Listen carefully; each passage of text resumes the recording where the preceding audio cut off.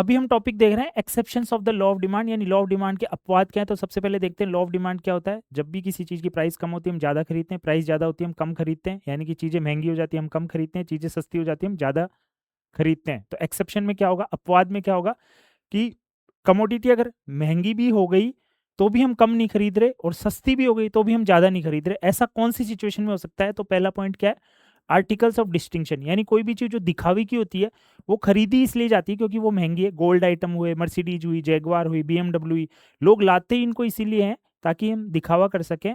और जो है इनका अगर इनकी प्राइसेस हायर साइड में भी निकल गई तो भी इनकी डिमांड पे कोई फर्क नहीं पड़ने वाला, क्योंकि ये दिखावे की चीज़ें हैं, लोगों को अलग दिखने के लिए ये चीज़ें परचेज करनी पड़ती है। तो आर्टिकल्स ऑफ डिस्टिंक्शन जो लॉ ऑफ डिमांड का एक्सेप्शन है। सेकंड पॉइंट हमारा है गिफिन गुड्स, यानी लो क्वालिटी की गुड्स जो होती है उनको, अब जैसे बाजरा है, डालडा घी है, डालडा घी अगर सस्ता हो जाएगा तो वो लोग ज़्यादा नहीं खरीद लेंगे। तो इस तरह की लो क्वालिटी की चीज़ों पर भी जो लॉ ऑफ डिमांड काम नहीं करता, यानी प्राइस कम होने पर भी लोग ज़्यादा नहीं खरीदते हैं।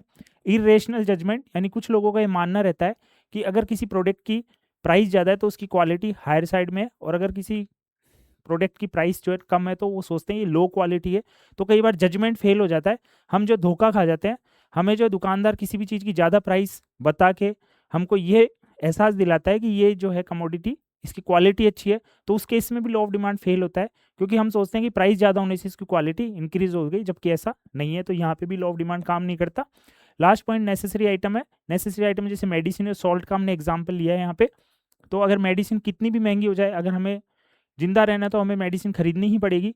और और मेडिसिन अगर हमें सस्ती भी दे दे तो ऐसा थोड़ी हम बहुत सारी मेडिसिन घर पे लेके आ जाएंगे। ऐसे ही सॉल्ट का है, नमक तो जितना हमें चाहिए उतना ही तो खरीदेंगे। नमक अगर सस्ता भी हो जाए तो हम कोई ऐसा तो नहीं मार्केट से बहुत सारा नमक घर पे लाके इकट्ठा कर लेंगे। और नमक अगर महंगा भी हो जाए, सॉल्ट अगर महंगा भी हो जाए तो भी जितना जरूरत है उतना तो हमें लाना ही होगा। तो ये हमने जो है ना exception of the law of demand आज डिस्कस की।